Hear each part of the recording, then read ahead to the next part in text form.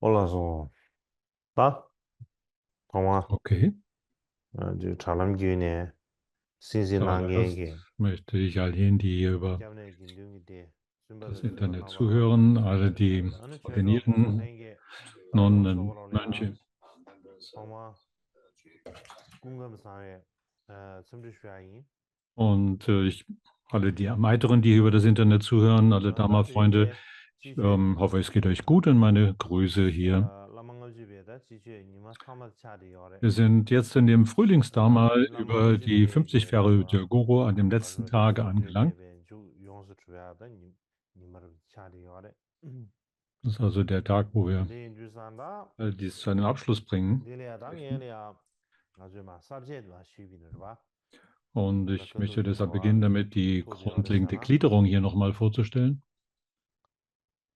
um zu sehen, 다다는 wo wir 제비 jetzt 총로 angelangt 칩비 sind. 삽제들 제비나 대토 요르바카사디 Wenn man also die Gliederung von Tsongkhapa hier zugrunde 나세바니 legt. 여러 거바 세아들 니바 세바니 여러 거바다 야 강강 시불로 먹어서 다이네 세바니 여러 거바 세아들 튼제나 무슨예 비체 안에 Das sind die drei 라마제베 Hauptpunkte. 슈제베 시에네 뉴론도 시달 샤와사 튼제 숨예 비체 Die Art und Weise, wie man 다든제 durch Dienlichkeit an den 당보들이야 Guru folgt 안에 und 딘주지 so weiter. 덴바다 Die, 되게 미세시아데 die besondere 다다는 Punkte noch 딘주기 und das, wie 되는도가 es zum 칠로 Abschluss gebracht wird. 튼제 숨거고네 소나이 버레 다디나네 딘주지 덴바 텔라야 Und wir sind also hier bei 안에 einem zusätzlichen 야 Punkt, der 튼제나니 geht bei einem zweiten, also der 웅어기 Hauptpunkt 되는 hier. 시중기 되는 사지 로스치 용데 요래 Man könnte sagen, 다디기 das ist so ein 된지도 eigentlich ein ergänzender Punkt, der zu 라마디 erwähnt 주시다 wird. 셔봐 다니바 시중기 되는 데야 Und 도야비게 es bezieht sich also auf all die Dinge, die wir bereits 다 hier 시중기 되는 데바 vorher behandelt 제베 haben in den 지지에 letzten 가르 Tagen. 주비나 Und was diesen ergänzenden Punkt anbetrifft, der also das 쳔바 bereits 제베 Gesagte hier 슈와다 noch 랑 weiter 뮌제 ergänzt, 라젬베 ist der Vers, der dazu 뮌지 genannt 랑제 렌데 ist, 바 hier aus 다웨 den 뮌지 50 Versen 도 über Guru. 차와사 Der Vers lautet: Die aufmerksam sind, nicht nachlässig in aller Art benehmen, voll bereit dabei, 다 Gleichgesinnte, 쳔바 제메 wo sie 사데게 eigenes Benimm verlassen, halten 당보데 gegenseitig 가사나 gerne sich zurück. 데야다 리자르 So, wenn 핑기 man das 데기 Sanskrit 닝시야데 hier zugrunde legt, dann hat man hier, kann man hier folgende Begriffe gegenüberstellen 무시다 사데 in 제바 데바 Tibetisch 사데 제바 und 데바 사데 in 쳔바 마냥 Englisch. 바서다 응응기 냠수 용와서 Also nicht zu 나게 vergessen heißt also hier 냠수 mit 용 용어 nicht 바탕세 나제베 geschwundener Achtsamkeit, 데르다 indem 쳔바 man alles, in dem, was man bereits zuvor erfahren hat, hier 쳔바 제메 weiter 카이스 berücksichtigt und 안에 랑스 두산에 nicht weiter 랑기 vergisst und 꾸이제스가 dann 두산에 mit und so weiter heißt 안에 hier daran verweilen und 랑바디 das 간제 용바 Behalten, dass das 쉐비나 안에 랑기 die 꾸이제스야데 man 안에 gibt sich Mühe, 슈와 in 쯔기 dem 데바 im 아세베 Vinaya und so weiter in Widmung 유아사데 zu verweilen. 지당 랑주지 년퇴기 년퇴서 말이야 아주 Das ist also das, was im 텔레스가 Shravakalana 유에데레스 gelehrt ist, 시볼 거마인바 ist 단디나 aber nicht nur 그와사데 마제 notwendigerweise darauf beschränkt.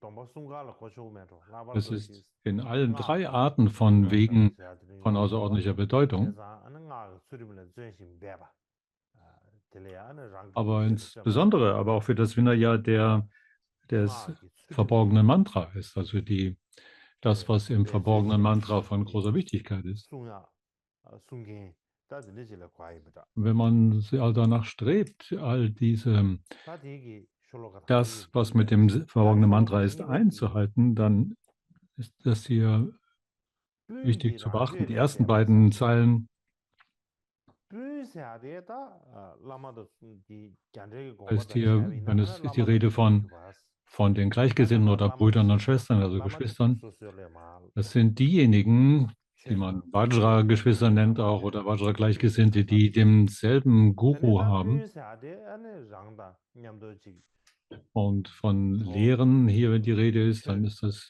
Dharma zu lehren und 지리토야다 지 루로키 가사트 also 지리토야 과이바체와 diejenigen, 음 die gewissermaßen Gleichgesinnte 다디 군주 Weggenossen 퀸기 sind auf 랑주야 diesem 군주 Wege 사데 mit 랑주에 unter demselben 렌데바사데 Guru. 에네 듀얼렌 공바스 상아가 추름레베 데베 그 쩌바데 Und 제용부기나사데 Und es geht also darum, dass wenn man sich da gegenseitig ertappt, dass man bestimmte Dinge tut, die eigentlich nicht in Einklang mit dem üblichen Benehmen sind, also auch gegen die besondere Art von Vinaya gehen, oder Vinaya das verborgene Mantra, dass man sich dann gegenseitig davor zurückzuhalten weiß, auf eine sanfte Weise, auf liebevolle Weise, dass man gegenseitig dabei hilft, diese Vorsätze einzuhalten. Und so heißt es ja in dem Kommentar, dass hier, wenn man so, wenn man selber sich dabei ertappt oder dass man etwas falsch macht oder andere, dann sollte man sich gegenseitig darin unterstützen und sich davor bewahren, dass man solche Regeln übertritt.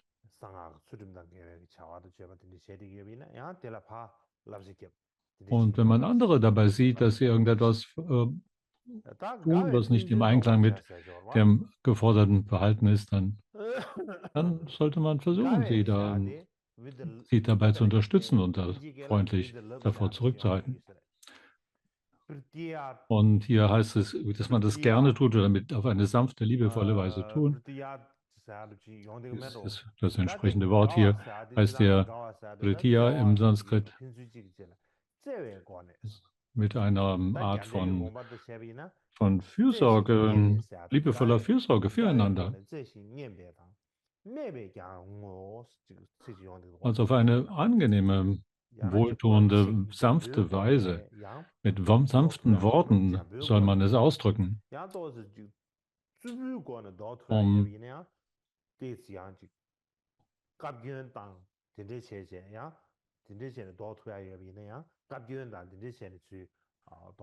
aber wenn es notwendig wäre, dass man sie etwas intensiver darauf aufmerksam macht, dann mag es auch angemessen sein, sie zu schimpfen oder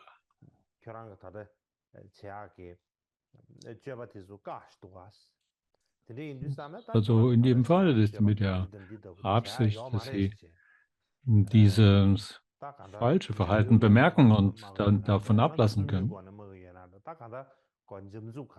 Ob man das mit einer sanften Weise vorträgt oder etwas heftiger, dann einschreitet. In jedem Fall ist die Absicht, sie davor zurückzuhalten. Wenn wir auf den Kommentar von Tsongkhapa dabei schauen, dann sagt er in erster Linie, also hier Achtsamkeit heißt das nicht zu vergessen, was hier Samaya ist und in dem Fall also was die,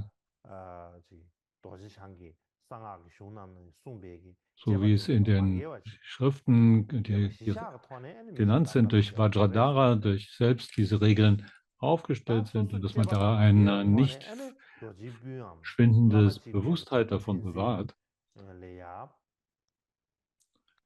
Und während man sich darum bemüht, dass man seine eigene Art von richtigem Verhalten bewahrt, kann man auch da anderen hilfreich sein, unseren Vajra-Brüdern und Schwestern oder oder Gleichgesinnten, die unter demselben Lehrmeister sich befinden, denselben Guru haben, dass man sie davon bewahrt, diese Regeln zu übertreten. Also das, was hier wichtig ist, dass man diese Achtsamkeit nicht vergisst. Und in Chaklosawa, der Übersetzer, sagt dazu, Achtsamkeit, die nicht vergisst. Also der Kernpunkt ist dabei, während man dem Guru dienlich ist, dass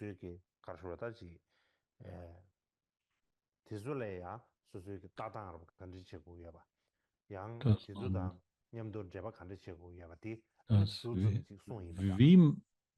dass man weiß, wie man sich zu den Dharma-Freunden verhält und wie man hilfreich sein kann. Und da gibt es auch einen entsprechenden Hinweis in Miki Deutsches 100 kurzen Instruktionen, wo er sagt hier, Ordinierte oder solche Bestgewordenen genannt, haben wenig Verlangen danach, mit es früheren Freunden recht zu machen, weltlichen Freunden also.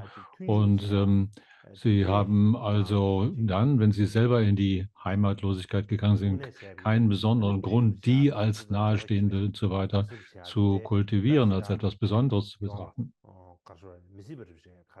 Also der Punkt ist, dass man da nicht zu viele Kompromisse macht oder versucht, die unbedingt es denen recht zu machen. Es gibt eigentlich keinen Grund dafür, weil man selber sich in diesen Prozess der Bestwertung begeben hat, dann an der Heimatlosigkeit gegangen ist, dann, dann, dann braucht man, dann sind eigentlich jene, die mit einem hier diesen selben Weg gegangen sind, sind eigentlich die gleichermaßen eigentlich die eigentlichen Verbündeten, die uns helfen auf diesem Wege, um Gutes weiter zu vermehren. Und auch so sind also im Sinne schon allein der Regeln für die Ordinierten schon darin sind es die also in derselben Linie mit demselben Guru verbunden sind und dieselbe Art von Dharma üben. Und darüber hinaus, sie sind also gewissermaßen Verbündete auf diesem Wege, um Gutes mehr zu tun. Und darüber hinaus, da wo man gemeinsam Abhisheka empfangen hat, dann sind sie Vajra-Brüder und Schwestern. Und wo es darum geht, dass man diese als Vajra-Brüder und Geschwister sehen, sie als eigentliche Verwandte begreift und eine große Freude darüber empfindet, sie zu sehen und ein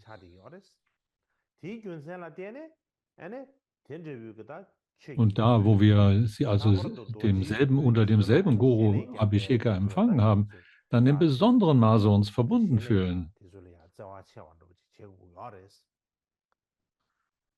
Mit einer noch größeren Art von Fürsorge füreinander. Aber nichtsdestotrotz, so fährt er fort mit den Leuten, wird es manchmal dazu kommen, dass man selbst unter solchen nah Verbundenen, dann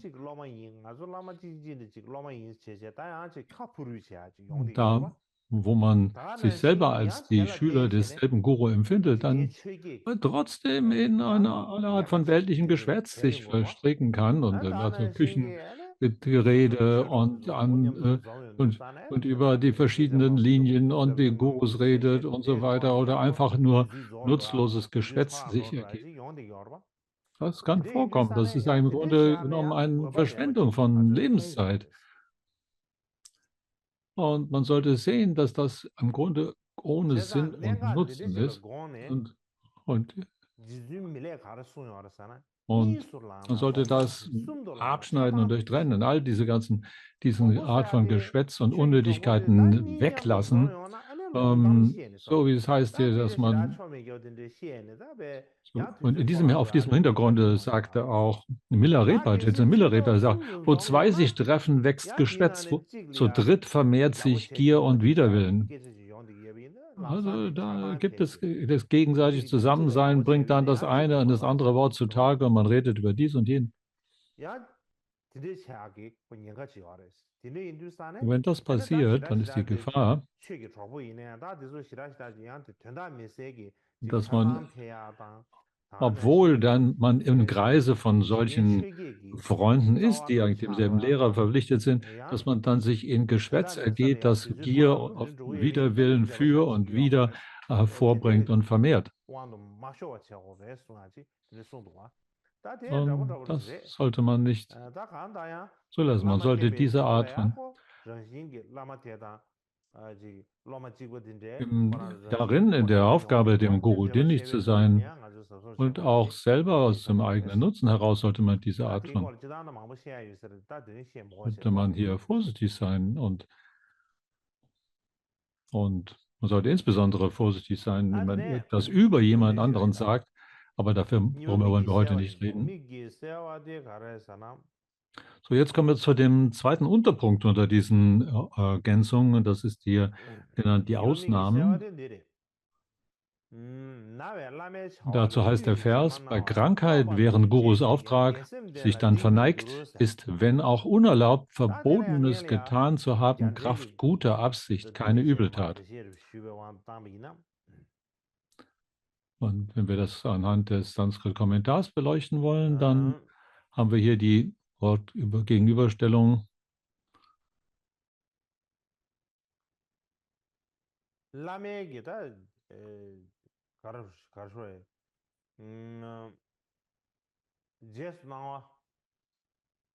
Also das, was vom Guru erlaubt ist,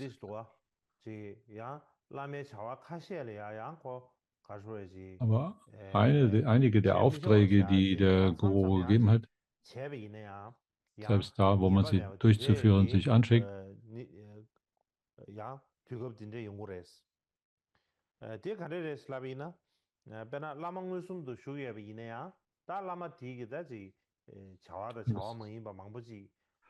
dass da Dinge sind, die vielleicht doch nicht okay sind zu tun und dass man dann vielleicht die doch nicht tun sollte.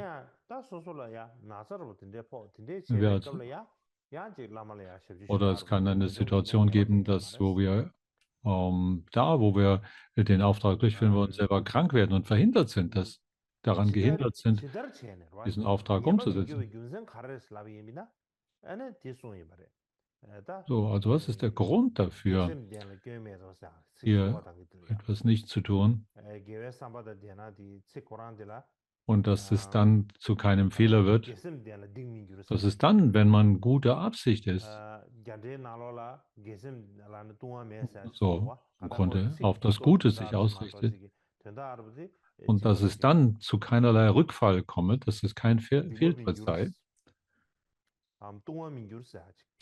So heißt die letzte Zeile hier, es wird kein Rückfall sein, dann, wenn also auch guter Kraft, guter Gesinnung begangen. Der Grund dafür ist, warum es kein Rückfall bedeutet, weil unsere Herzenseinstellung auf das Gute gerichtet ist, wo unsere Herzensabsicht von der des Guru nicht entfernt.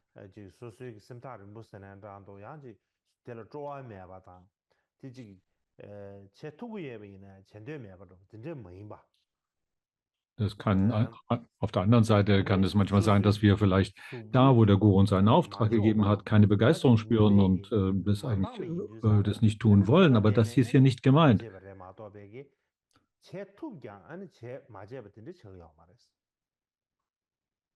Wir reden also hier nicht davon, von etwas, was wir tun können, aber dann nicht tun, sondern wir reden also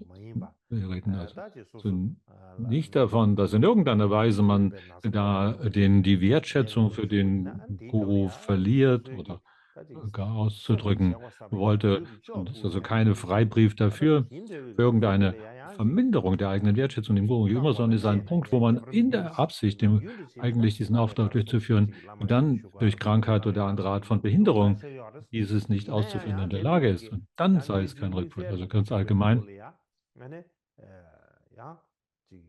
wenn solche besonderen Situationen sich einstellen, dann wäre es kein Fehler oder kein Rückfall, dann den Auftrag nicht auszuführen oder dem entgegenzuhandeln. Das heißt heißt es dazu in Tsongkhapas Kommentar.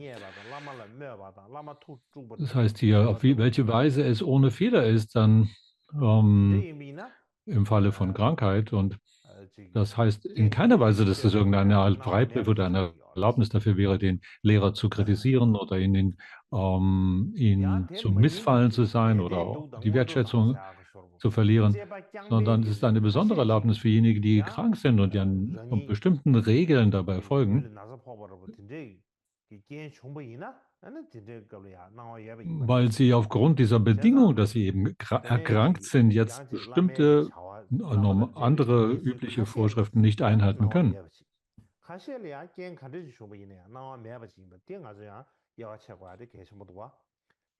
So, das kann sein, dass einige dieser Ausnahmen uns speziell vom Guru erlaubt sind, aber es kann sein, dass andere eben nicht ausdrücklich erlaubt sind.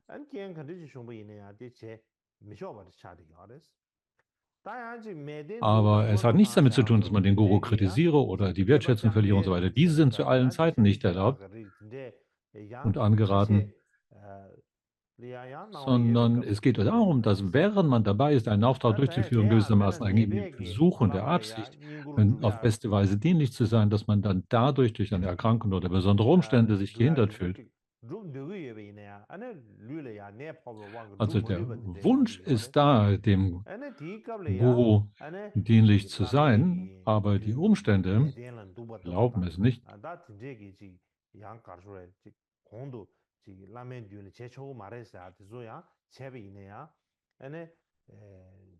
Und deshalb sind dann Dinge, die in anderer Hinsicht sonst normalerweise nicht angemessen wären und vom Guru vielleicht auch als nicht angeraten sind, dass die an dieser Stelle dann erlaubt unter den besonderen Umständen, aber vorausgesetzt, dass man in keiner Weise die Wertschätzung für den Guru verliert oder in irgendeiner Weise jetzt in Kritik verfällt. In einer solchen Situation also, da ob man nur die Gelegenheit hatte, um mal besondere Erlaubnis zu bitten oder auch nicht darum zu bitten, dass es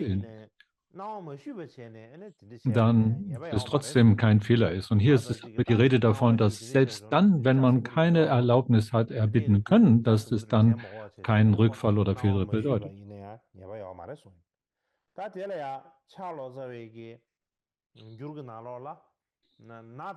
In Chaklova-Lotsawas Übersetzung heißt es, bei Krankheit während Gurus Auftrag, weil sich verneigt, so dann erlaubt ist, selbst Verbotenes getan zu haben, bei Gutgesinnten dann kein Rückfall. Also im Einklang mit dieser Übersetzung heißt es, dass mit der Erlaubnis des Guru, aber auch dann, selbst wenn es nicht dazu gekommen ist, dass man eine Erlaubnis erbeten hat können, dass es trotzdem dann kein Fehler ist.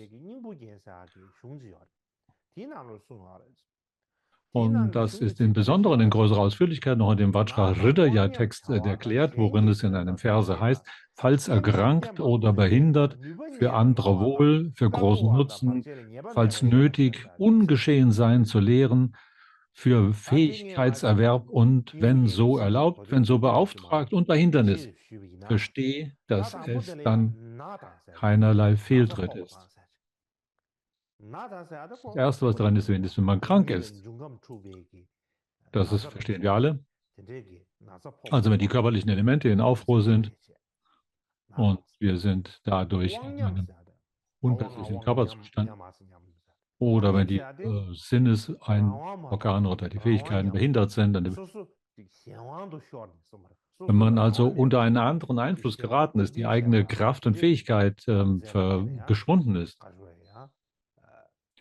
Wir sind also zum Beispiel wir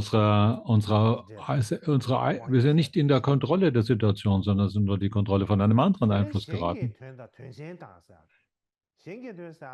Der dritte Punkt ist hier, wenn es zum Wohle anderer oder für einen großen Nutzen wäre. Mag Zeiten geben, dass wir Dinge tun, die sonst normalerweise nicht zu tun sind, weil es für einen höheren Zweck ist, für einen großen Nutzen daraus, wo wir etwas Großes damit erlangen würden oder vollbringen könnten.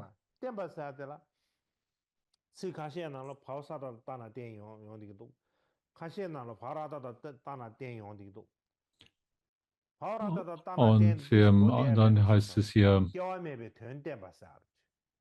wenn man also darin,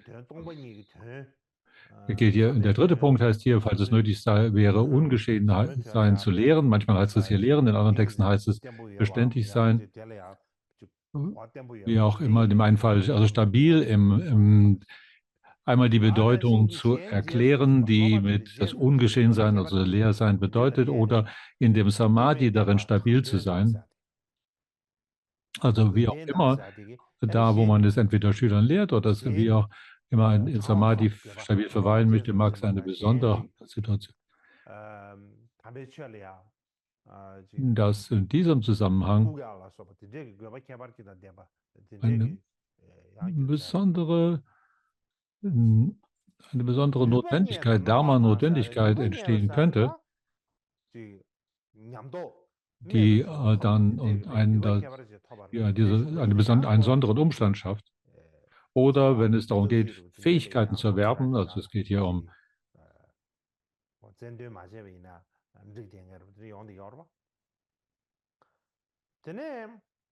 auch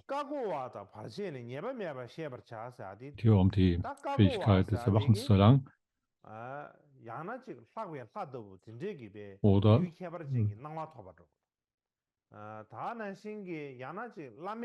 wenn es erlaubt ist, wenn also der Guru dir Erlaubnisse gegeben hat, ja, das ist okay, wenn du das hier in diesem Fall tust. Solche Situationen mag es geben.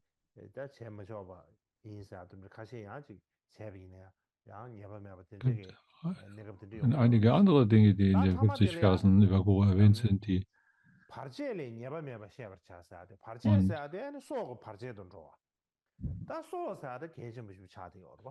wenn da also wenn die hier erwähnt sind, bei denen es also erlaubt ist, anders zu handeln, zum Beispiel auch, wenn man so beauftragt ist oder wenn da ein Hindernis auftritt.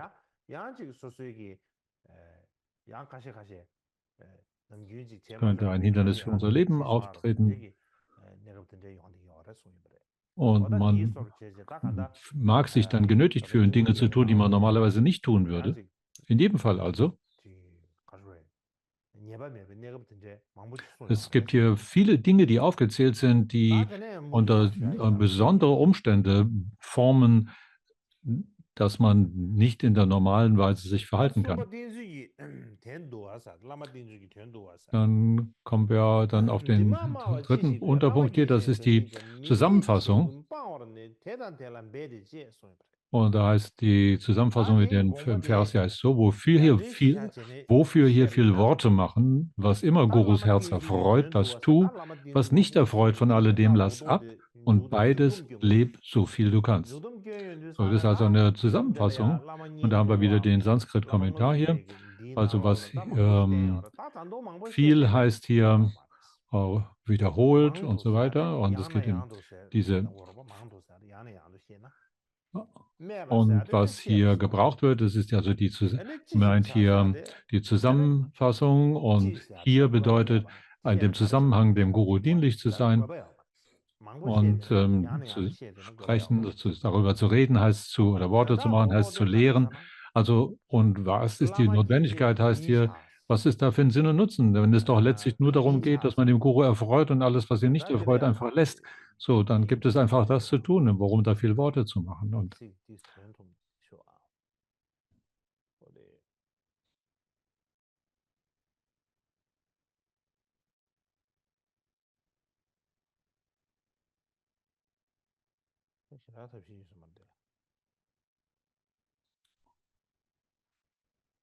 glaube, wir haben das meiste davon jetzt schon behandelt.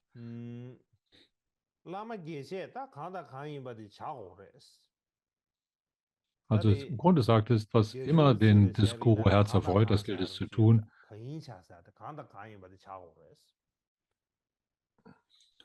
Was auch immer, heißt es im Sanskrit. Das heißt,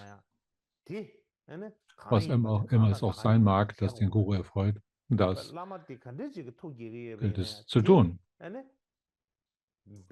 Was immer den Guru also erfreut, darin sollte man sich üben und darauf sollte man seine ganze Kraft und Mühe richten. Das ist der Punkt dabei.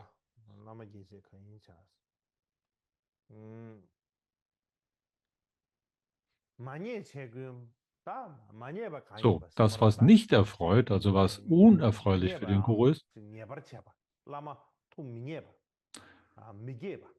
jetzt reden wir also von dem Gegenteil, was also für den Guru unerfreulich wäre.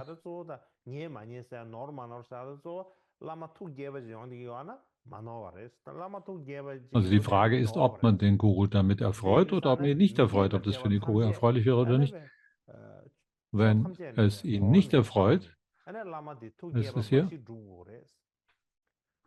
das gilt es zu lassen, davon abzulassen.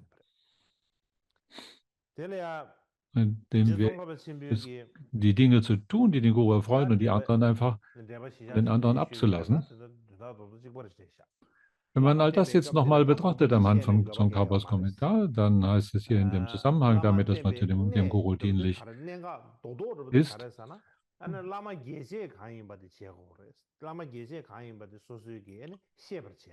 Und daran heißt es hier, was ist da der Grund, hier so herumzureden?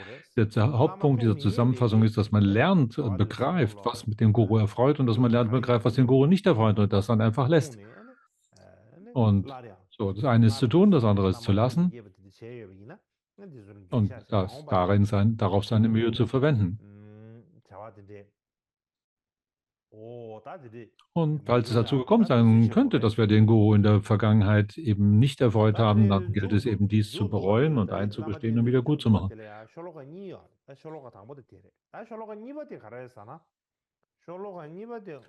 Und da gibt es noch einen zweiten Vers, der diese Zusammenfassung hier bringt und formuliert. Und in diesem zweiten Vers der Zusammenfassung heißt es, so, Siddhi ist, wo du dem Guru folgst, hat so der Vajrahalter selbst gesagt. Dies bewusst mit ganzem Wesen gilt es, dem Guru vollends zu erfreuen. So, wenn wir auch das jetzt mit dem Sanskrit hier gegenüberstellen, dann ist die Rede von den Siddhis, die sind die Erfüllungen, die auf weltliche Weise und auch im Sinne von die Welt zu überwinden oder Nirvana zu verstehen sind. Und der Hauptpunkt ist hier, dass alle diese Siddhis, diese Erfüllungskräfte uns dadurch zuteil werden, dass man dem Guru folgt. Deswegen heißt es hier, ist in dieser Weise Siddhi ist, wo du dem Guru folgst. Und so hat es der Vajrahalter selbst gesagt. Also vom Vajradhara Vajrahalter ist Vajradhara. Vajradhara hat er selbst so gesagt. Die allgemeinen und die besonderen Siddhis sind in ihrem Entstehen davon abhängig, ob wir dem Guru folgen oder nicht. Und das ist uns an dem orientieren, was er sagt.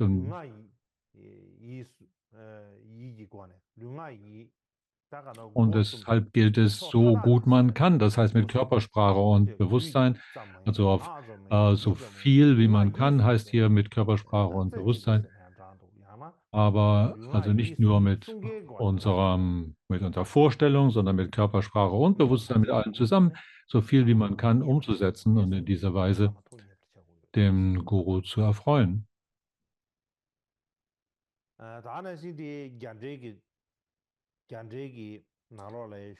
Im Sanskrit-Kommentar gibt es auch noch eine Erklärung,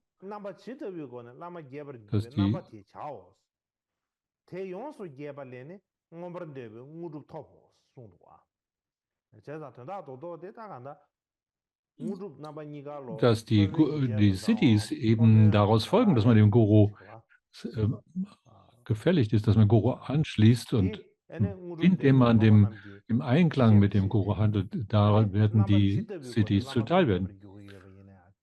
Wenn man was immer also den Guru erfreut, ist gleichzeitig auch das, was die eigene Erfüllung oder Siddhis hervorzubringen in der Lage ist. Wenn man das im Tsongkhapas Kommentar hier nochmal beleuchtet,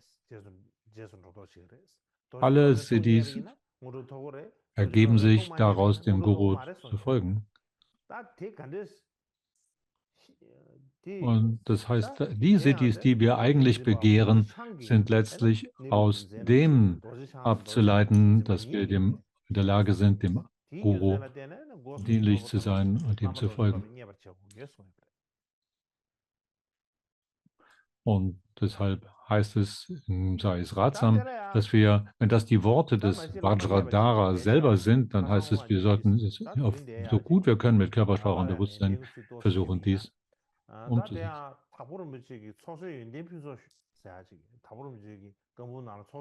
Und dann gibt es in dem Zusammenhang auch eine Zusammenstellung von Dharma-Unterweisung durch Gampopa, eine öffentlichen Vorträge, die Also, Tsongkhapa führt auch noch ein Zitat an aus dem Vajrayana Tantra, wo es heißt hier, derart nur mit allen Mitteln ist Vajrahalta Guru allerbest, ihm gefällig sein zu erfreuen. Ihn erfreut heißt, alle Buddhas sind erfreut. Okay.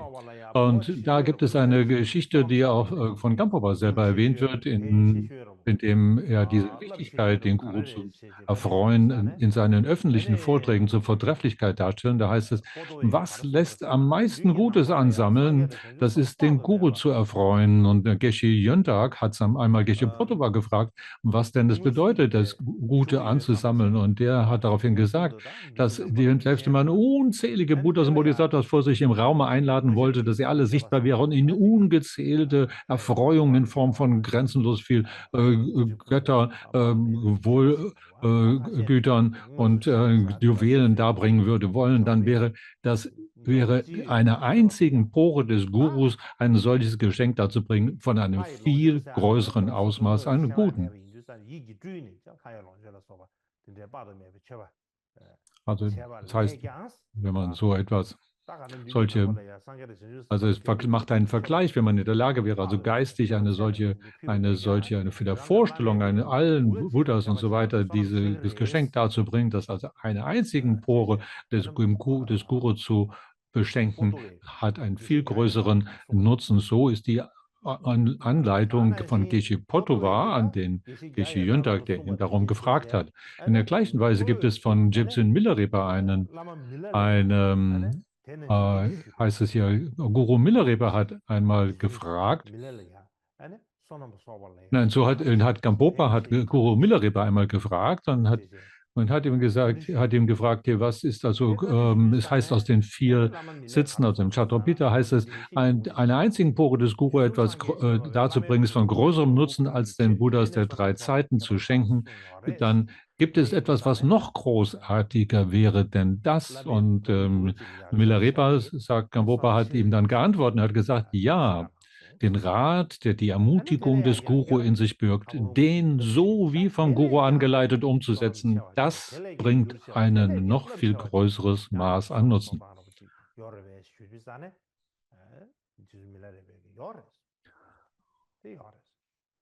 Also er hat praktisch diesen Ausgangspunkt genommen, dass eine Pore des Gurus zu opfern so viel Gutes in sich berge und hat dann gefragt, was gibt es denn, was noch größer wäre? Und dann die Anweisung, der Antwort ist praktisch, der Anweisung des Guru gemäß sich zu üben und das umzusetzen, hat ein noch viel größeres Ausmaß an Gutes in sich. Und das entspricht auch und dann, wenn man hier fragt, weiter sagt Gampopa hier in seinen Vorträgen, da gibt es auch den Kadampa Geshe Lodrö Gyönpo, der sagt, was bedeutet das, eine Pore des Guru? Und das bedeutet, dass man den Guru im Bewusstsein, ihn erinnernd, jedes und jedes in der Region, in der Gegend des Guru, sein Gefolge, sein Pferd und sogar seinen Hund mit einem, dass man denen gegenüber Gutes und Hilfreiches tut. Also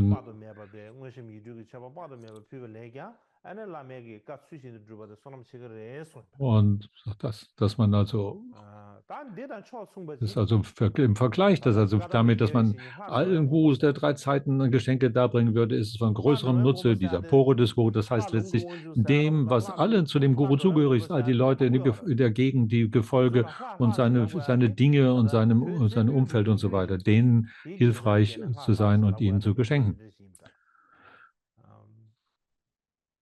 Das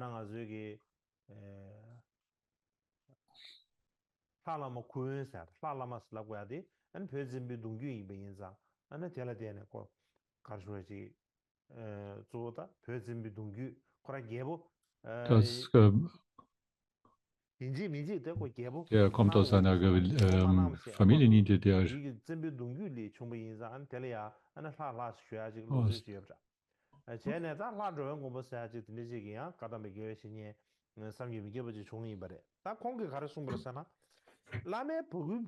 also dieser Kadampa Geshe war jemand, der laut Römer, der war jemand, der der Überlieferungslinie der Könighäuser Tibets entstammte.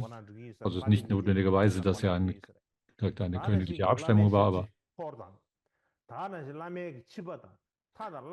So, das heißt, wenn man in der Nähe des Gurus ist, dann ist dann alles, was in der Umkreis des Guru ist, alles, was die ganze Gegend, die ganzen Leute und auch sein Pferd und selbst bis zu seinem Hund, während denen gegenüber hilfreich zu sein und dabei den Guru im Bewusstsein, den Guru erinnert, ist von einem so unvergleichlich großen Nutzen, heißt es.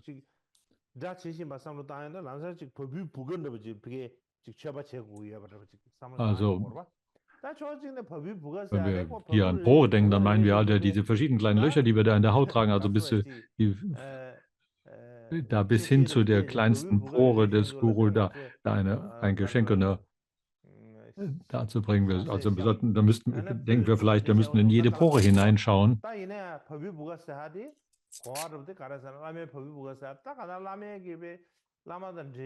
Also deswegen bietet hier an, dass es eine andere Weise, das zu verstehen ist, sondern es ist alles, was da mit dem Guru verbunden ist. Und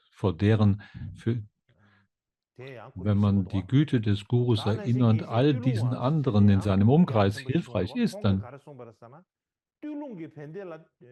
dann spricht das praktisch diese Bedeutung von der Pore des Guru. Es gibt eine andere Geschichte noch von dem Geshe Tölung, der auch sehr bekannt ist. Und er sagt, indem er Essen seinem Guru Lo Rinpoche und also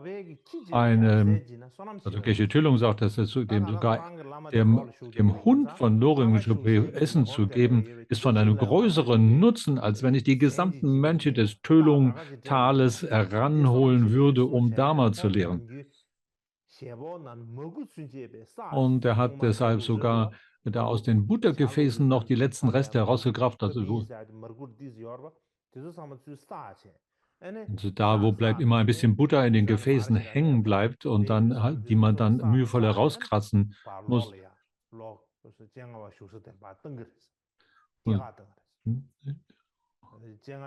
Und die hat er gesammelt und hat sie dann zu Lo Rinpoche bringen lassen und dann damit verbunden auch 100 Unzen von Gold auf den Weg gebracht als Geschenk.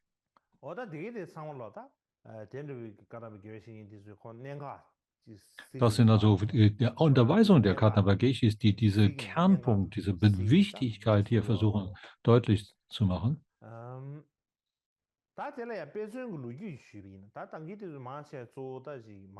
Das waren also Beispiele, die aus den Geschichten kommen. Die sind ihrerseits zwar nicht, diese Beispiele sind einerseits Geschichten, aber andererseits sind sie auch Kernunterweisungen.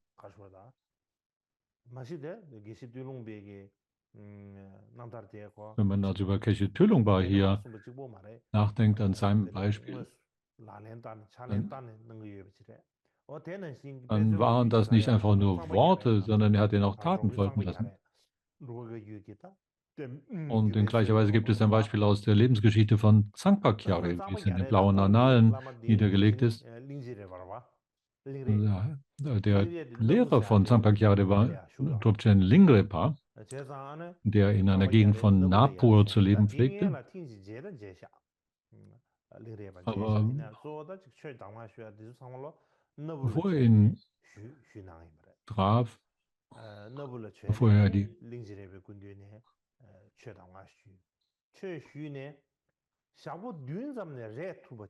und er hat noch keine Kerninstruktion von ihm enthalten. Also, und so, nachdem er ihn also zum ersten Mal traf und dann diese Kerninstruktionen empfing, war er in 7 Tagen in der Lage, bloß mit einer Baumwollgewand zu verweilen.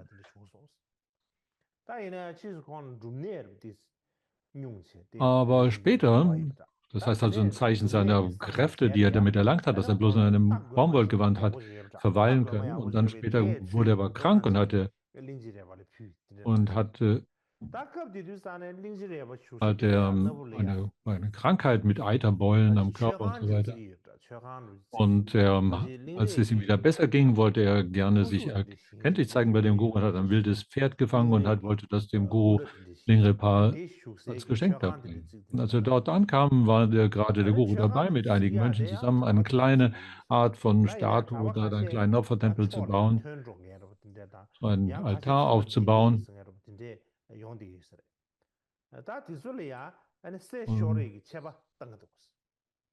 Und manchmal gab es Mönche, die vielleicht aus irgendeinem Grund in eine andere Gegend gehen wollten oder meinten zu müssen oder sich zurückziehen wollten. Und die mussten dafür zur Strafe eine Unze Gold bezahlen. Also um in einen Retreat gehen zu können, um von der Arbeit hier entpflichtet zu werden und in ein Retreat zu gehen, musste man eine Unze Gold opfern. Und er kam also heran, selber Zangratiakya, hatte eine Unze Gold, die er dem Lehrer darbot und hat darum gebeten, dass er eine Kopie eines Textes hat anfertigen dürfen, um sich zurückzuziehen für diese Kopiere des Textes. Er hat dazu gesagt, ich möchte gerne mich zurückziehen, um diesen Text hier zu kopieren, und hat dann ihm dieses Gold geopfert. Und der Lehrer sagt, okay, dann geh du nach Lechung und dann kannst du üben dort. Und also sind sie einzeln zurückgezogen, damit sie nicht gegenseitig in Wettbewerb geraten könnten. Aber er hat dann darüber nachgedacht und sagt, aber das Wichtigste ist auch eigentlich den Guru zu erfreuen. Und wenn ich den Guru nicht erfreue, dann wird all dieses Kopieren von Texten auch nicht von hilfreich sein. Das Wichtigste daran ist, dass ich dem Guru erfreue.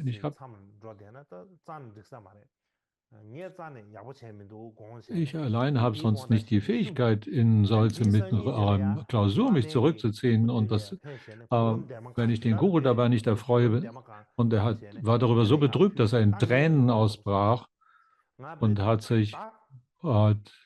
eine Schale braunen Zucker gesammelt und hat ihn vor den Guru gestellt und hat sich verneigt und hat gesagt, ich habe einen Fehler begangen.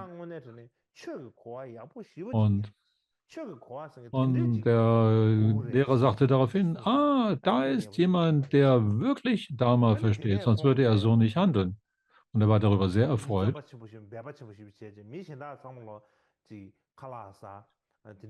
Und er hat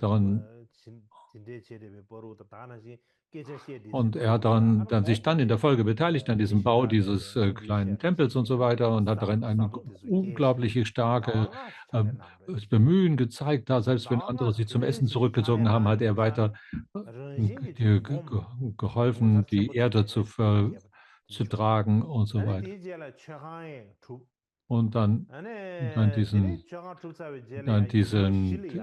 Tempel oder zu vollenden, hat er mit dazu beigetragen. Und im Anschluss, nachdem dies vollbracht war, war er in der Lage, den gesamten Text mit allen seinen Seiten, mit den Kerninstruktionen in ganz kurzer Zeit zu vollziehen. Das ist also ein Beispiel dafür, wie diese Kräfte, diese Fähigkeiten zu einem kommen, da wo man in der Lage ist, den Guru zu erfreuen. Also wo es viel wichtiger ist, ich möchte gerne diese Instruktionen und ich möchte gerne dies und das tun, und dass man dann hier im Einklang mit dem Guru handelt, den Guru zu erfreuen versucht. Okay, davon jetzt genug, und dann geht es im zweiten Hauptpunkt darum, jetzt, wann ist der richtige Zeitpunkt, diese Art und Weise, dem Guru zu folgen, anderen zu zeigen. Und der Vers dazu heißt hier, Vers 48, den wohlgesinnten Schülern aber, so sie der drei Juwelen Schutz ersucht, ist dieser Leitfaden, dem Guru nachzufolgen, zum Üben, Aufsagen zu geben. Also das Gerede davon hier, von jenen Schülern, die reine Absicht in sich tragen, von reiner Herzensabsicht sind, und mit dem Sanskrit-Kommentar hierzu. Das ist der wichtige Punkt, dass man auf seine Motivation schaut. Außerordentlich wichtig, dass wir die tatsächlich nur von der Absicht beseelt sind, echte befreiende Information oder Dharma ausüben zu wollen. Und hier den Schutz der 3 Juwelen ersucht, heißt hier, dass sie eben sich entschlossen haben, sich unter den Schutz von Buddha, Dharma und Sangha zu geben.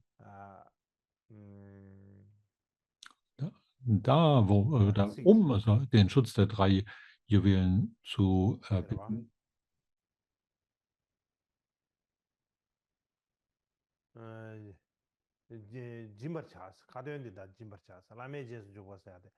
Nein, wenn sie solche Art sind, dass sie den Schutz, sie wohlgesinnt sind und den Schutz der 3 Juwelen ersucht haben, dann kann man diese Anleitung, diesen Leitfaden, da gemeint sind diese 50 Verse über Guru, ihnen geben.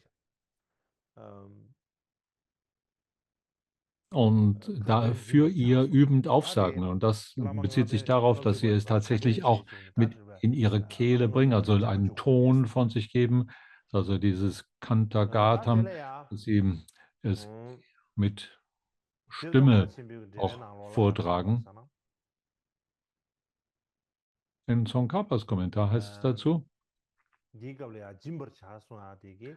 es sagt also, um was es hier geht, um was zu erklären ist, wann ist dieser Text zu geben. Und das ist gemeint ist dieser Leitfaden, diese Art und Weise, wie man sich dem Guru anschließt und dem Guru folgt. Und das sind also diese 50 Verse über Guru.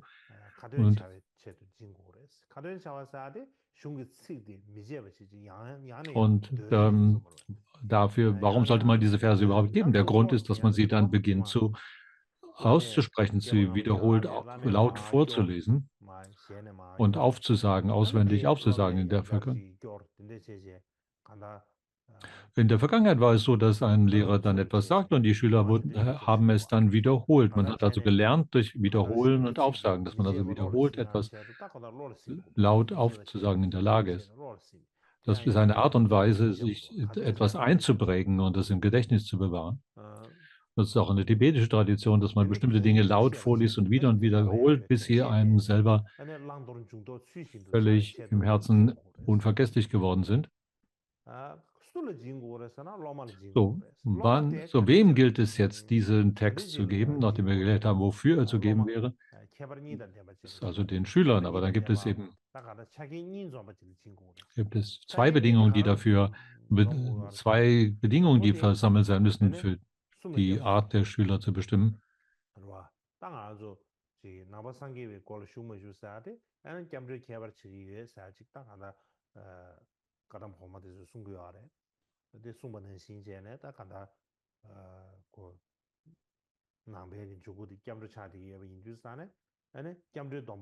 Das ist also das, was Unterscheidung macht, ob jemand der Lehre des Buddha folgt oder nicht ist, ob er oder sie sich entschlossen hat, den Schutz der 3 Juwelen Buddha, Dhamma und Sangha aufzusuchen. Und der zweite Punkt ist hier, ob sie von guter Absicht sind. Das sind die damit gemeint sind, gute Absicht ist hier die 2 Arten von Bodhicitta, also den Bodhicitta als Wunsch und die Art und Weise, Bodhicitta in Handlung umzusetzen, dass dieses auch in rechter Weise erfolgt ist. Und die Bedeutung ist, dass sie darin wohl geschult oder geübt sein sollen. Und also die Voraussetzungen erfüllt sind und man durch eine solche vorausgegangene Schulung gegangen ist, um dann für Mantrayana geschult zu sein. Beide Arten sind notwendig.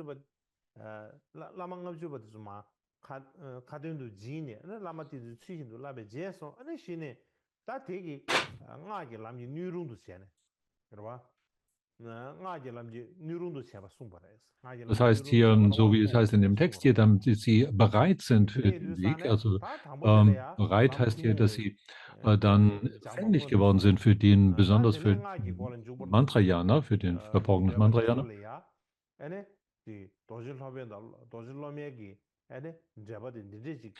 Da ist es ja besonders wichtig ist es im Mantrayana, dass am Anfang die Beziehung zwischen Schüler und Guru, dass die auf eine richtige Weise dass diese in richtiger Weise eine Verbindung eingehen. Es ist also die Erklärung zu ergeben dieser 50 Verse, bevor sie überhaupt diese tiefe Beziehung eingehen. Und es gibt darin verschiedene Erklärungen, die damit verbunden sind, über diese Verbindung zuallererst zu schaffen ist. Da haben wir eine Erklärung, die ist die von Jason Drapaki, also in seinen 50 Versen über die Methoden, dem Guru zu folgen. Und als Kommentar, und dann sagt er, welcher Zeitpunkt ist der richtige Zeitpunkt dafür, dass man solche Art und Weise des lehren kann. Und er trägt sie vor in der Tradition von Jebsen Drogmi. Sagt ihr, in der Erklärung von Jebsen Drogmi ist es so, dass an dem Vorabend eines Abhisheka, des Abhisheka-Vorabends sollte wo die Schüler versammelt sind, wenn man also sagt, denn morgen wird es den Abhisheka geben, dann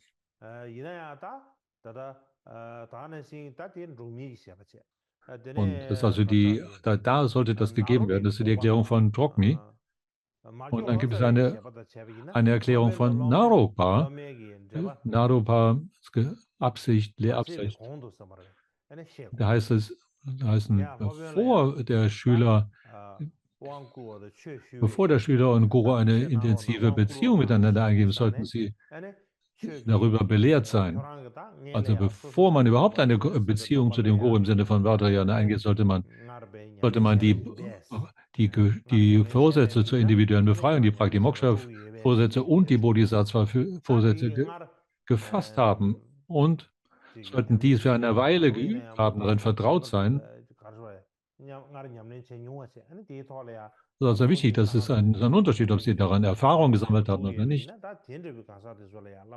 Und dann wird sie fragen, seid ihr einverstanden damit, dass das eure Verpflichtung ist, diese Bodhisattva und die Vorsätze zur individuellen Befreiung einzuhalten?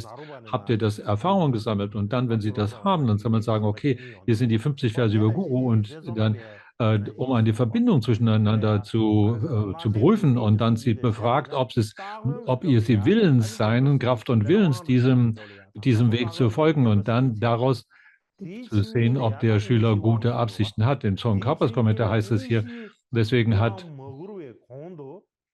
das hier, nach der Erklärung von Drogmi heißt es, dass man diese Vorbereitungen, Bodhicitta und so weiter an dem Vorabend, er hat es an demselben Tag gelehrt und die 50 Verse, bevor man in den Hauptteil des Abhisheka einkam. Und in der Tradition von Malki Lotsawa heißt es dann, dass man, bevor man überhaupt eine solche Verbindung mit einem tantrischen Master eingeht, dass man dann diese 50 Verse hat studieren müssen, weil das die Herzensabsicht von Naropa sei. Und das ist also die Tradition, dass man das Beste sei. Und Tsongkhapa sagt hier, die Naropas Lehrabsicht ist die beste. Das ist ein sehr wichtiger Punkt, betont Tsongkhapa.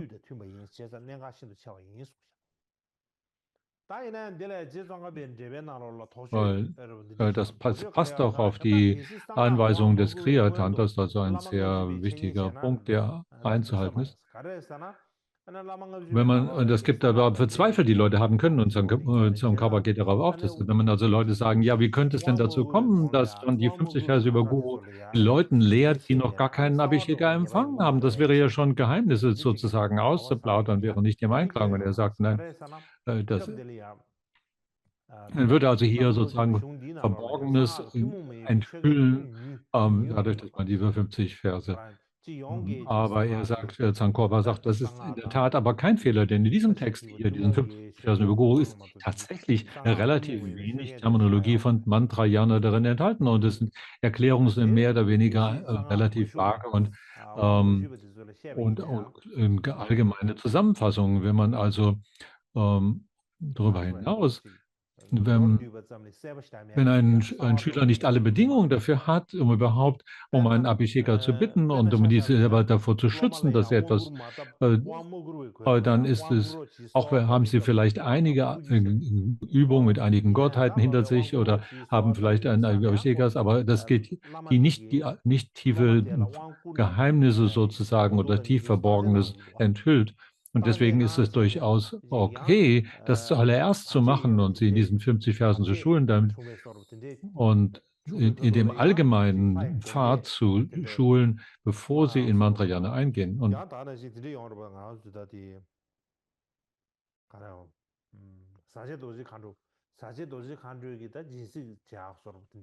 zum Beispiel gibt es verschiedene Arten von Dingen, die Sie vielleicht schon vorher getan haben könnten, die somit mit bestimmten Gottheiten zu tun haben, zum Beispiel bestimmte Feuerpujas und so weiter.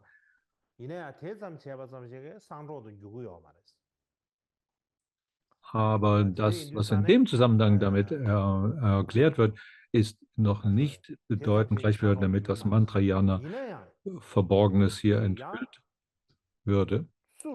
Nichtsdestotrotz,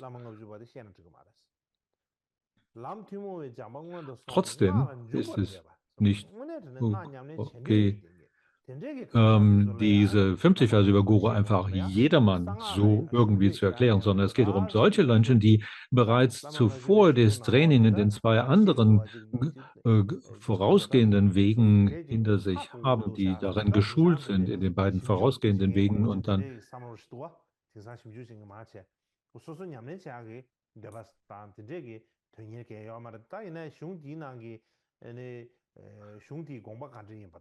나는兄弟 순제도 와서 근데 심주지하가 셔도 야 라망업 주버 셔로시 쓰게들 충분히나 야 대절로 야 셔고 예라면 상도 아르스 어다 드네 인도스탄에 간다 람티모에 자망원도 손에 und man sollte, also es könnten das Leute kommen, die einfach da nur Interesse haben und das nur das gelehrt haben möchten, aber da geht es darum, eben zu prüfen, ob sie wirklich Erfahrung gesammelt haben in den beiden vorausgehenden Wegen und dann, dass der richtige Zeitpunkt gekommen ist, ihnen diese 50 Verse zu lehren als Vorbereitung für Mantra.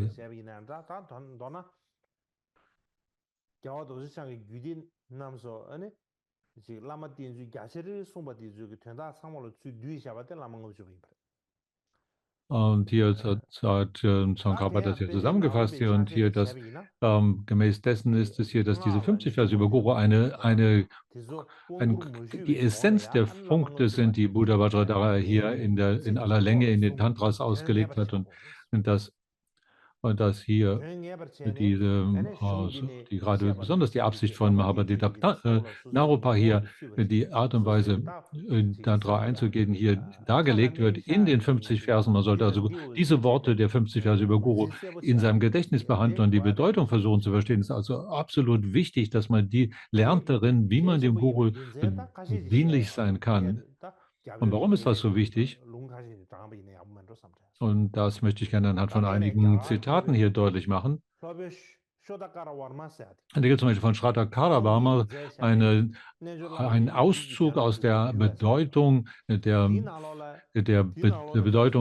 des Anuttara Yoga Tantras, also des unübertroffenen Tantras. Und da heißt es, darüber hinaus ist die Kernessenz der Absicht aller Tantras in den 50 Versen über Guru und so weiter dargelegt. Also, und soeben hat ja auch diese 50 Verse zum Beispiel, wie vom Leister Vapilya hier zusammengefasst sind und kompiliert sind in diese 50 Verse, die Bedeutung aller Tantras lehrt und darin die wichtigen Kernpunkte enthalten sind, ist es einfach zu üben. Und deswegen ist es von so großer Wichtigkeit, sich dem Studium dieses Textes zu widmen, bevor man den verborgenen Mantrayana üben eintritt.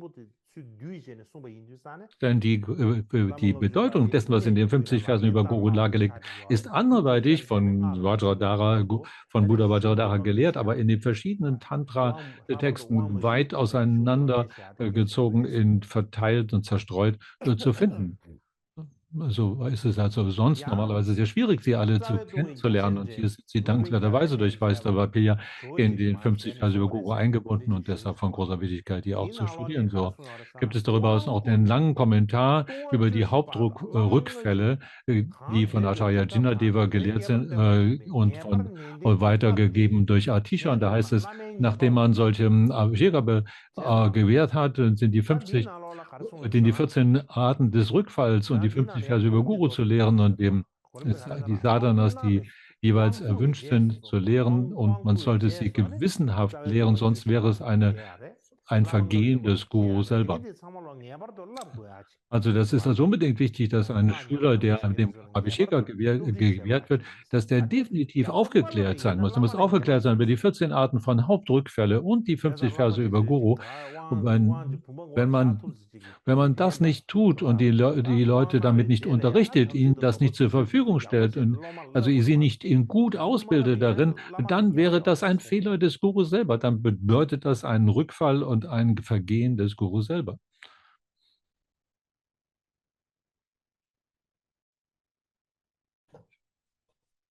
Dann gibt es noch einen weiteren Text, der heißt hier, der Sohai zu sehen von Sri Kyana Vajra. Und darin heißt es auch hier,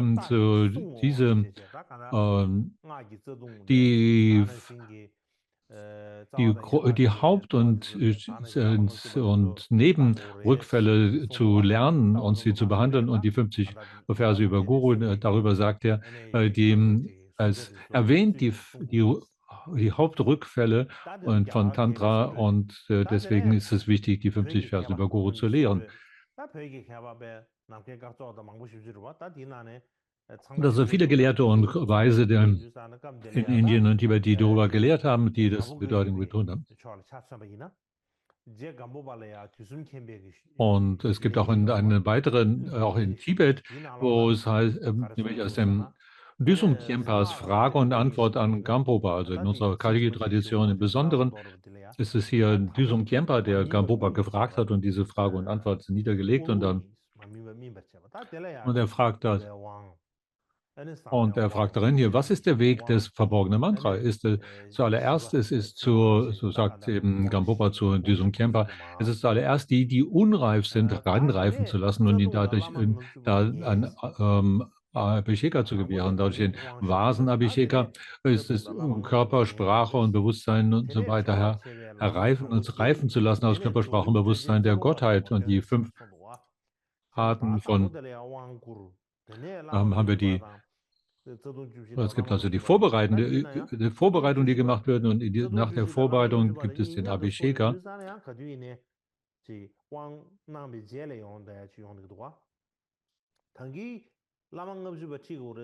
Es muss also die 50 Verse gelehrt werden.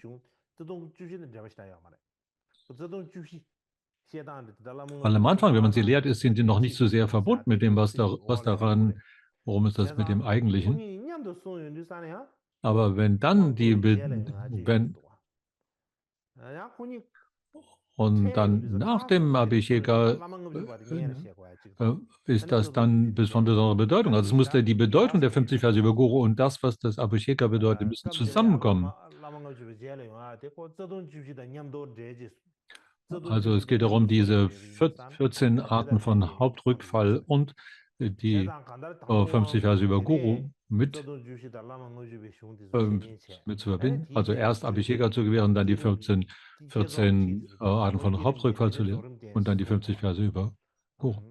Und dann müssen Sie in die Utpatikrama, also die Vorstellung der Aufbauphase, der Ablauf der Erstehung der Gottheit eintreten und so weiter. So lehrt es Gampopa. Und das dann dadurch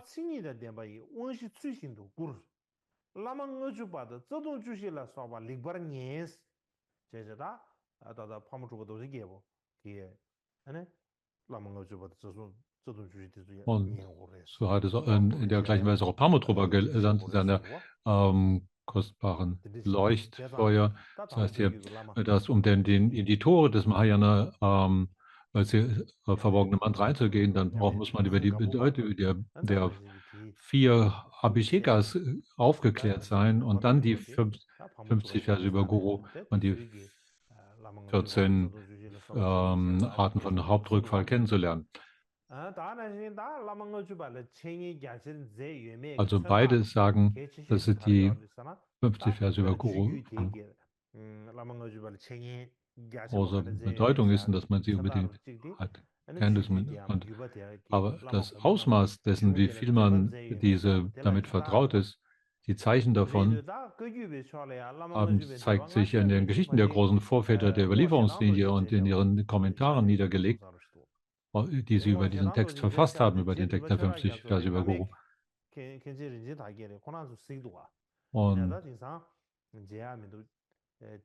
Und da gibt es auch einen Text von Ngok Dorje, selbst der 7. Karmapa und der Karma Kenshin haben diesen Text gelesen. Das ist nicht nur einer der frühesten Kommentare dazu in der Kageline, sondern Ngok Dorje war auch ein wichtiger Lehrer innerhalb der Lehrüberlieferung von Marpa. Und in Karma Kenshins Kommentar zu den 50 Versen über Guru, das heißt, dieses Leuchtfeuer, das die Dunkelheit zerstiebt, darin heißt es, ich nahm den Kommentar, der die weise Mondlicht durch Pamodrupa und habe diesen Kommentar, also von Pamodrupa zu den 50 Versen über Guru genommen.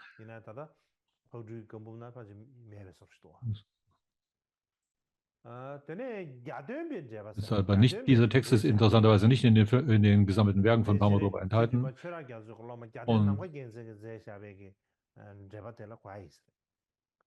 Und dann habe ich auch den 7. Karmapas Schüler Gyatönpas Kommentar dazu genommen. Und in Design Chin, dass diese beiden miteinander verbinden, dass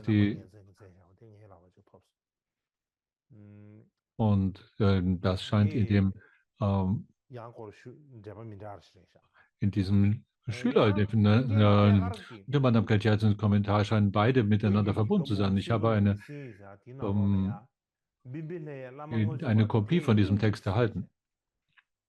Und dann, wenn man die Aufzeichnung über die Lehren von Künchen Pema Kappel zugrunde legt, dann sagt er hier in seinen zusammenhängenden Werken, Babilas 50 Verse über Guru und seinen Kommentar durch Ling und so weiter.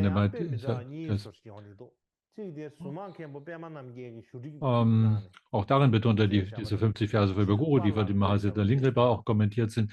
Und da sollten wir auch mal hineinschauen. Da gibt es von den 7. Karmapa Chitra Jamsus Anmerkungen in seinem, die in der Edition für die Sulman Khenpo Pema Namtya verfertigt ist in den handschriftlichen Aufzeichnungen im Drehpunkt-Tempel. Und gibt es kleinere Unterschiede in dem Zusammenhang. Und genau ebenso gibt es in dem Wunsch des Jamgon Lototai auch davon ist die Rede davon, sodass die Größen, die ich vielleicht selber gesehen habe im Zusammenhang mit der Überlieferungslinie, und die frühesten Kommentare, die tibetischen Kommentare sind also hier Chakpa Kyaltsins Erhellung und Drogin Chitrakpas Kommentar, Robin Chilpakas Kommentar. Und das, was auch bekannt ist als Tsongkhapas, die Wünsche der Schüler erfüllen und Dachins Öffnung der Tores des kostbaren Erfüllung und die ähnlich ist wie die von Tsongkhapa und die feinen Erklärungen von Sakyapa, der Vorväter. Es gibt eine ganze große Zahl von Kommentaren, die auch geschrieben sind von Gelugpa-Gelehrten. Die meisten anderen Kommentare sind also von Gelugpa-Gelehrten verfasst.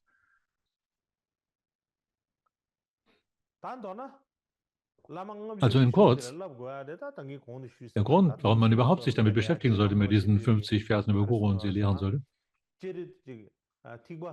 Was Tsongkhapa also sagt, ist hier, auf welche Weise wir auch immer diesen Weg betreten, Das erste ist darin, die Art und Weise kennenzulernen, wie man einem Guru nachfolgt. Und das ist von großer Bedeutung hervorgehoben in vielen Texten, insbesondere wenn es darum geht, die Erfüllung oder die Siddhis des Vajrayanas zu erlangen, dann ist es darin, dem Guru zu folgen. Und so ist es wieder und wieder gewissenhaft in den verschiedensten Arten von Tantras dargelegt. Und die Grundlage des Weges ist die Art und Weise, dem Vajra-Meister sich anzuschließen, und dass diese Art von Schulung nicht erlernt werden kann in einigen ein oder zwei kürzeren Lehrsitzungen oder Übungssitzungen von Guru-Yoga. Das kann man nicht einfach so erlernen, sondern man muss großen Aufwand betreiben, um die Bedeutung dieses Textes wohl zu verstehen. Und hat man ihn einst gelernt oder erlernt und verstanden, dann ihn mit Achtsamkeit zu bewahren und sich an diese Richtlinien im eigenen Leben zu orientieren, diesen Richtlinien, wie sie von Vajradhara selbst dargelegt sind. Und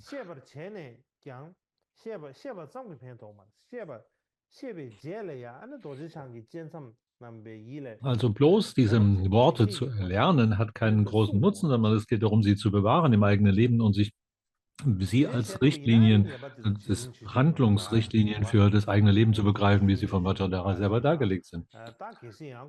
Wenn man solcher Art verfährt, dann werden die eigenen Verstöße dagegen, die eigenen Arten von Rückfall weniger werden, und man wird ein Bedauern entwickeln davon, wenn man solche Regeln übertreten hat, und versucht, sie wiederherzustellen, wieder zu bereinigen, und das in diesem Leben und auch in dem anderen und so weiter. Also ich habe schon so viel gesagt.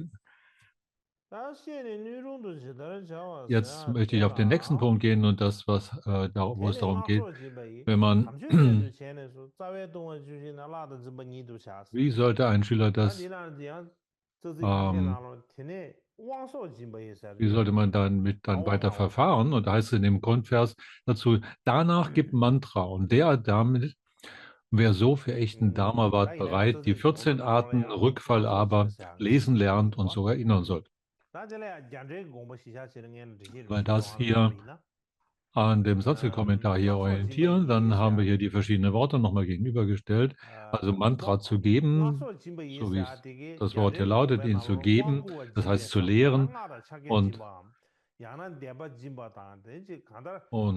das heißt hier Abhisheka zu geben oder Mantra zu geben, Mantra und so weiter, das heißt Abhisheka, und die Mantra zu erklären, Mudras und die Art und Weise des Wiederholens und die Übungen dazu und Mandala und dergleichen. Und das alles, um sie empfänglich zu machen dafür, für echte befreiende Information. Der echte befreiende Information ist hier also in diesem Fall der großartige Jhana, großartige Weg des Mantra. Also Dharma ist nicht einfach ganz allgemein Dharma oder befreiende Information, sondern hier im besonderen Sinne für diese Art von Dharma, nämlich den des verborgenen Mantra-Jhana als den großartigen Weg. Und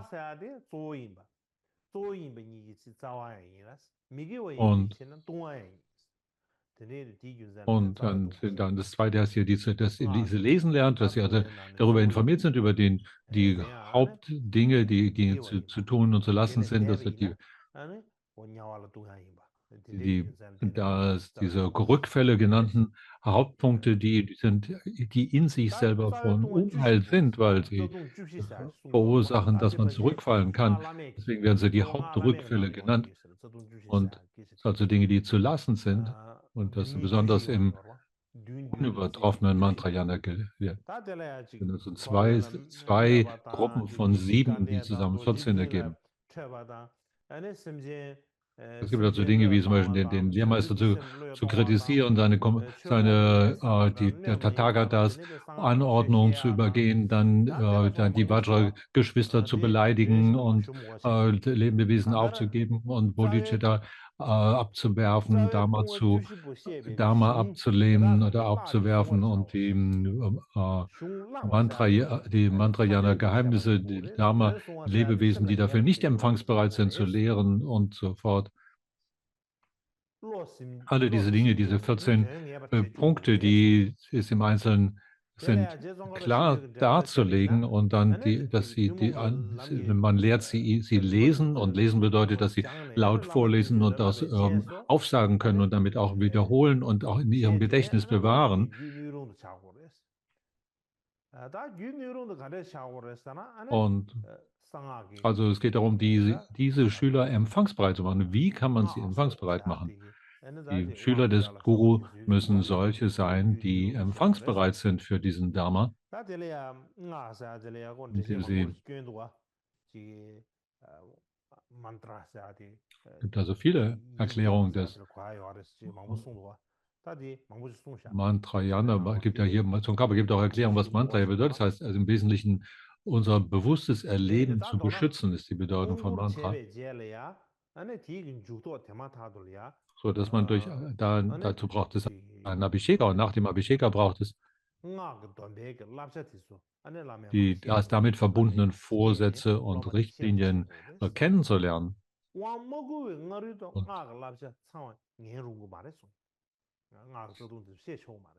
Und bevor man also den Abhisheka empfangen hat, wird man nicht, sei es unzulässig, genau über die einzelnen Dinge, die zu tun oder zu lassen sind, aufgeklärt zu werden. Das Wichtigste als im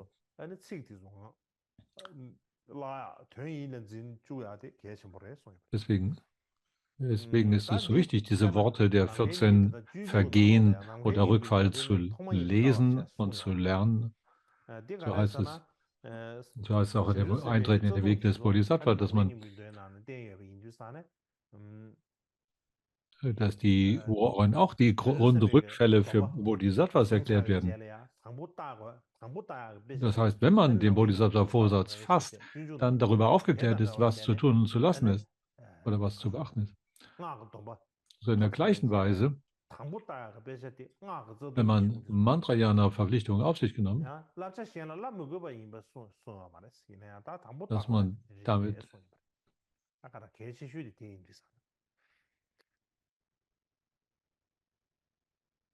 dann das damit nicht gemeint, dass man nicht auch andere Vorsätze kennenlernen sollte und Dinge, aber als allererstes sind die 14 Hauptvergehen oder Rückfälle kennenzulernen und zu beachten.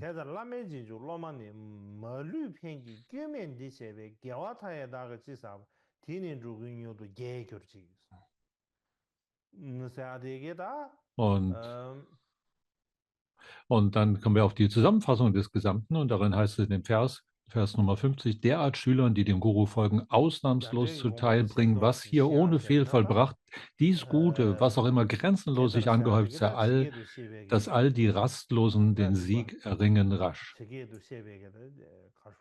Also die Worte hier im Sanskrit nochmal gegenübergestellt hier. Also geht darum, diesen Text, den der Autor hier verfasst hat, diesen Text über die 50 Verse über Guru, den darin gelehrt ist, wie die Schüler dem Guru folgen können. Und alle Schüler ohne Ausnahme, also dass derart Schülern, die dem Guru folgen, Hilfe ausnahmslos zuteil geworden, also dass sie ohne allen Schülern davon hilft. Im Sanskrit heißt es hier. Das kann man hier als Lebewesen sehen oder als Schüler, aber im Prinzip geht es um alle Schüler oder solche, die hier in der Lage sind zu üben in der richtigen Weise.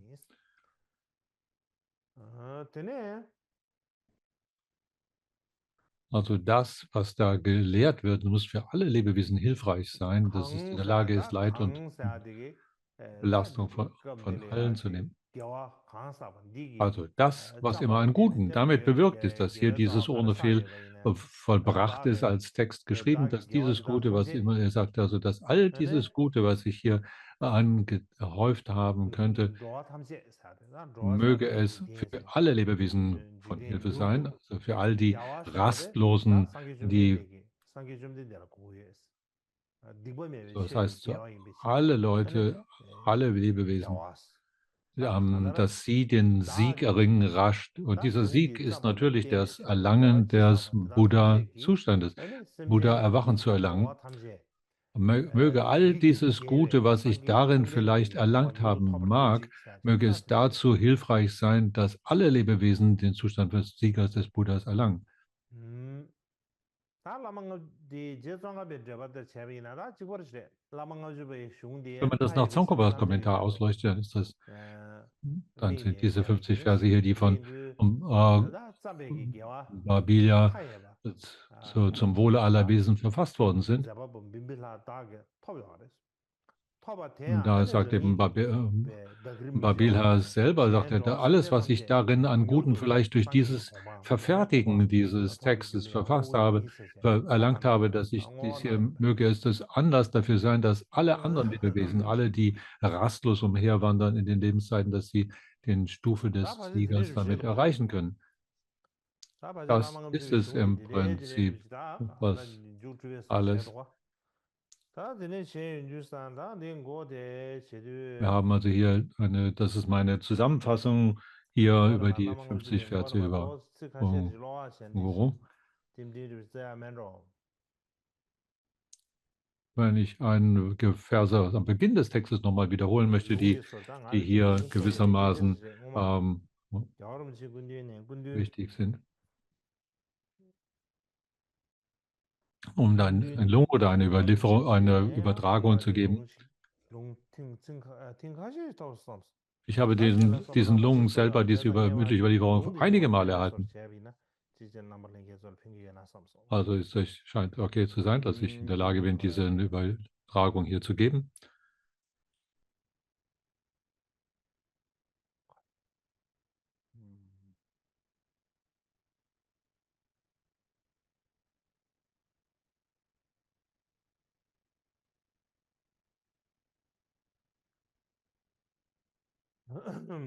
야르게도 구루 벤자 왕시가 베게도 라망아주바 좀 내내도 지성바라 샤스 뻔해도 지성베네도 규조발라메 셔기 베머지지 되지네 대전바다 주미 기관에서 원도 되셔바드네 그 베냐바지 옹그르쳐도 도지 로변안에 대신시 추진지된 갑조베 디좀되는 문자도 초도 대베 디좀에 경고매도 제대로 발라만 연구 샤로 지위 상여 팀바오나네 서버런지 데메바바원지 최대한라존디나 담제라존디나 뒤슈지벨레자 대다바다 당하다 되게 차와라 소닝구루 뒤슈군기 제기 군샤데 차자 담바 밀레바 라마타는 라마도 충버담진 여저 빠위 담으로 로벤다 로메저 담으로 론디안 로메 라마르니 닌지미지 촐라도 天心下了马他们的这么的结果没叫电信对了老热的省电厂了预计没我的预计主要是因此的是电视给你就能用这些经过这位连了给俺些把主要是老多事情往过去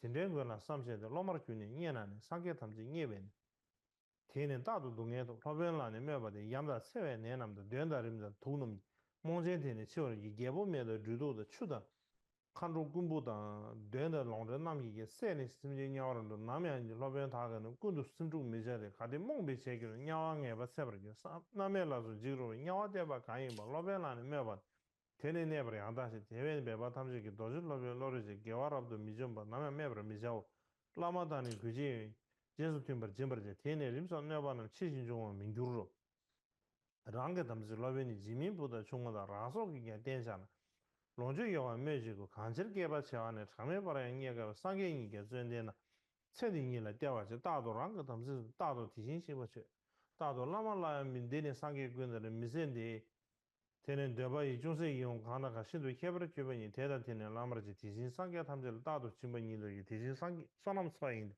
서령으로 저도기 대외로만 인제도 주름서 배에 되는 로변단에 도시 타대반은 반은 미다고 确定性的定级为这么我们明显了，他们的电脑宣布是国民教育面就落日宣布告诉你，那么干的白的呢，如果因为民主界的刺激的，那么来呢，我这个土地上的电话都台湾白话他们这个那么干的他们是，那么在呢说起，那么读完那么些，他也可能年轻人两百下个大的是，每天都等我这的做多他的讲吧的。电了刚就给不了人老乡年的比较，那么大呢，那么年当都不能比较，大都提小了，大概比什么说不的，起码拉上多少当，电了刚就用完，差的这么毛的，那么你都比较，原来年的看他的路到人们比较，他们就说嘛不能特别年或者特别叫对的，电了当话的，规划一年都不的，持续几届那么多年，国外他们就是叫 로빈기는 통주는 로드데비 류주의 가와라서 데미지 소미세네 다미자 깜버주의 류주의 지대녀와 라서바 차는 건도 저외제 대신 타는 지들자 대천주면에는 민들 생각 됨베자 현다 규베 규버 자외지 개버지는 지게 라마라네 가제주 가시 지지 제제라 테마자시 미잉바 라메고 아니버지 구다 류바 라서바 라베 칸은 가버지 자와시는 자바이 쓰다게는 데버지 류도 되어라 도과다 그소 수지 담바다 비주 테마 자와이 예소되라 수송도 인구저바 탐제는 인행하게 매버지 완전 지신 담바이 방마사베 수네 지고라서 자와군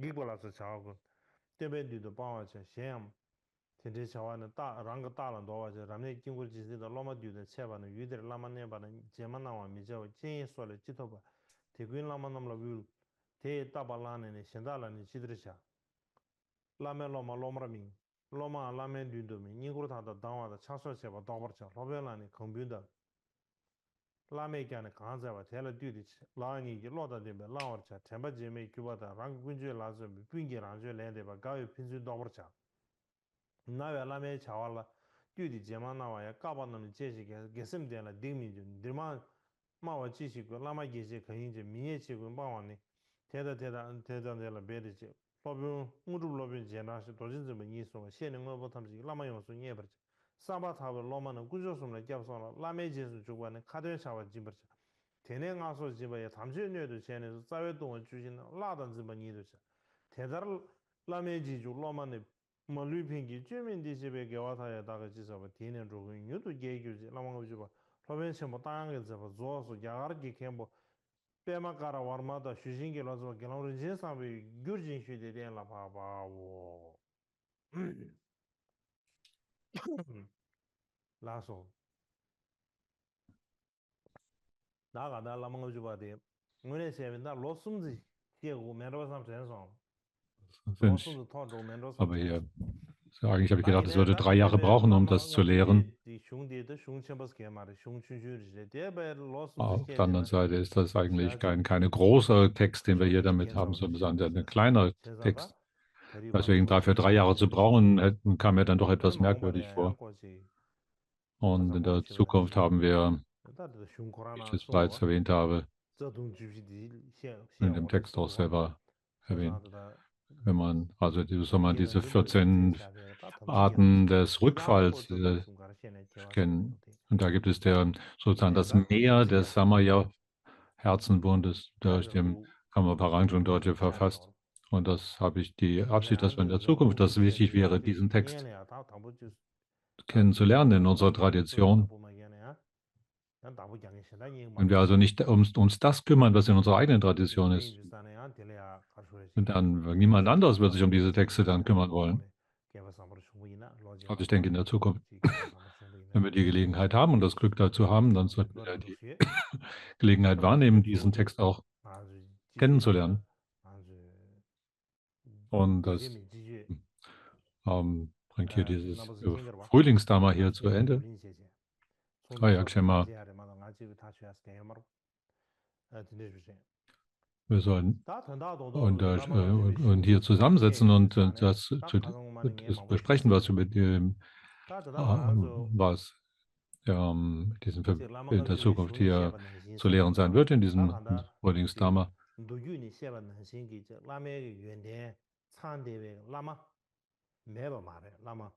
Was hier im Einklang mit den 50 Versen über Guru.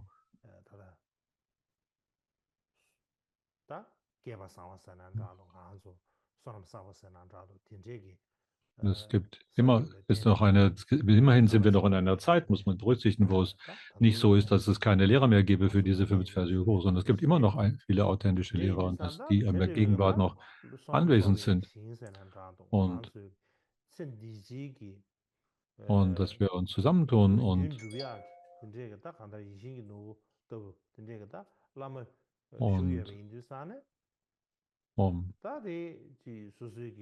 dass da immer noch solche Gurus sind, die für uns wie ein Wunsch erfüllen, solche Juwelen fungieren, die für dieses und das zukünftige Leben alles Erwünschte herbeibringen können, dass wir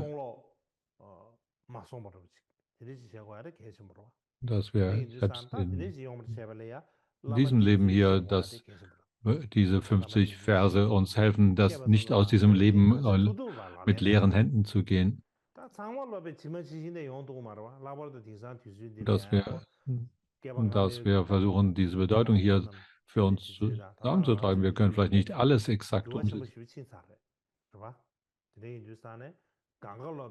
Und weil es zu der Vergangenheit, von den alten Zeiten bis auf den heutigen Tag doch viele Veränderungen gegeben hat, dass man sich darüber unterhalten muss, was hier da vielleicht anzupassen wäre. Aber die Kernpunkte, die wichtigsten Punkte sind eigentlich dabei ganz völlig klar.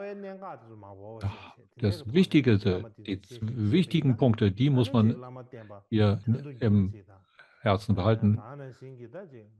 Wenn wir diese 50 Verse über Guru so üben,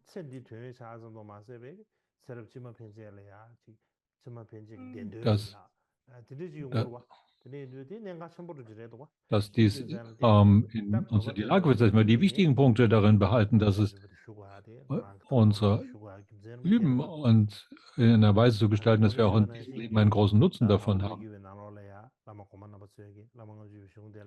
Und das auch ein Geschenk für die Überlieferungslinie der Dago Kagi darstellt.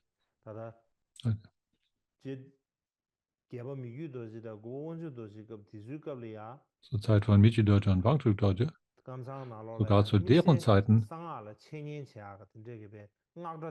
und der Kamtang-Tradition gab es verschiedene tantrische Schulen, die allesamt diese 50 Verse bei ihrem Lehrinhalt, in ihrem Curriculum enthalten haben. So heißt es in deren, ist es aufgeschrieben, in deren Lehrprogramm und so weiter. Es ist also außerordentlich wichtig, dass wir dieses hier, nicht nur weil ich das sage, sondern überhaupt sehen, dass es von so großer Wichtigkeit ist, diese 50 Verse über Guru kennenzulernen. Also es ist nicht keinesfalls irgendetwas, was ich mir einfach so ausgedacht habe und hier plötzlich hier als meine Idee hier verkünde, sondern dass es in der Herzensabsicht all der Gurus der früheren Zeiten liegt. Also, okay, jetzt werden wir den Mandala Geschenk sprechen.